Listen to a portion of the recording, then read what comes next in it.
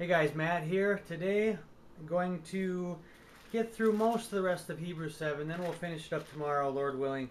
Uh, at this point in Hebrews, it gets a little laborious, it gets a little long, because the author is really trying to convince the Jews that Jesus was the high priest. Jesus is the high priest. After all, he's a priest forever after the line of Melchizedek.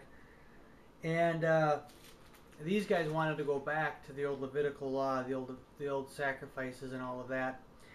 And think of it when, first of all, think of it. These guys had been serving the Mosaic law for so long. This was a radical change for them. And think of it as in when we were born again the first time. Think of the things that maybe, if you were like me, you needed to learn and relearn, and maybe you were dull of hearing, like they said in the author said in Hebrews 5:11, that area. I have so much to tell you, but you've become dull of hearing because you're still drinking milk. Think of when we were born again.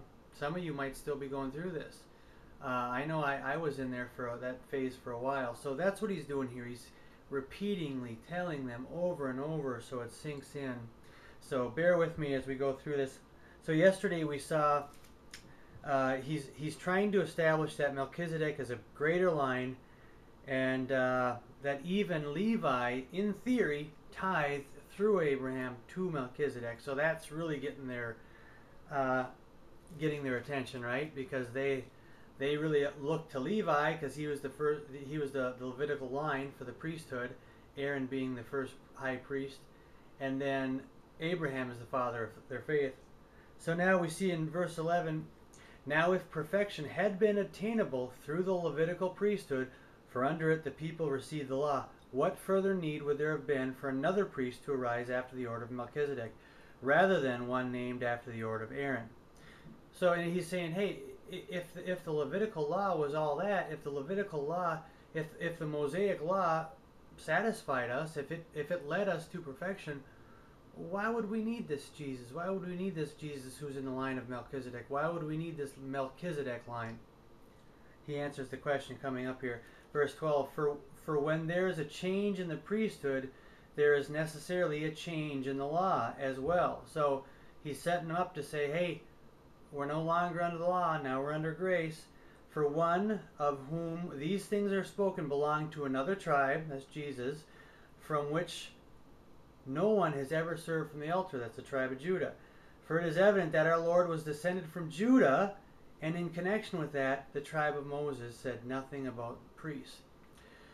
So he's kind of rocking the world here. He's saying, hey, Jesus is a priest forever after the order of Melchizedek.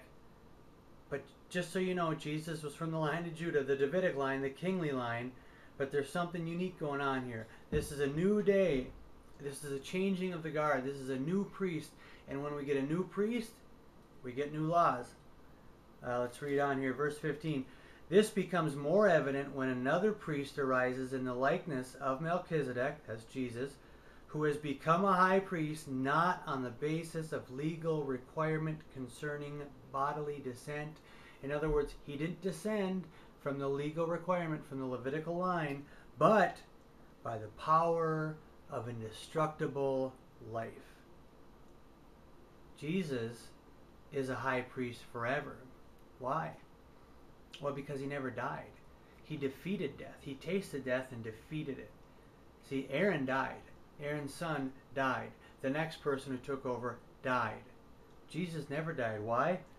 For it is witnessed of him, you are a priest forever after the order of Melchizedek. For on the one hand, a former commandment is set aside, that's the law, because of its weakness and uselessness. Okay, imagine being a Jew and all you knew was law for so long, your whole life. And all of a sudden the author brings up this Jesus, brings up this Melchizedek, and then he says about this Mosaic law that you served and held so dearly because it's set aside because of its weakness and uselessness. For the law made nothing perfect. But on the other hand, a better hope is introduced through which we draw near to God. Jesus is a better hope because now we can draw near to God. See, they couldn't draw near to God. I mean, not really, right? They had to go through the priests, and then there was the high priest. Only the high priest could enter the Holy of Holies. But now, as we saw in Hebrews 4:16, we can boldly approach the throne of grace. We don't just boldly approach the throne of grace, by the way, and we don't just get forgiveness at this throne of grace. What do? We boldly approach the throne of grace that we may find mercy and grace there. See that? We don't. The blood's been shed once and for all. We don't need the animal sacrifices anymore. Neither did the Jews. It's done. Now we can draw near to God through Jesus Christ, our intercessor. I think that's all we're going to do today. Tomorrow we'll pick up on verse 20 and finish the chapter. Have a good day, guys.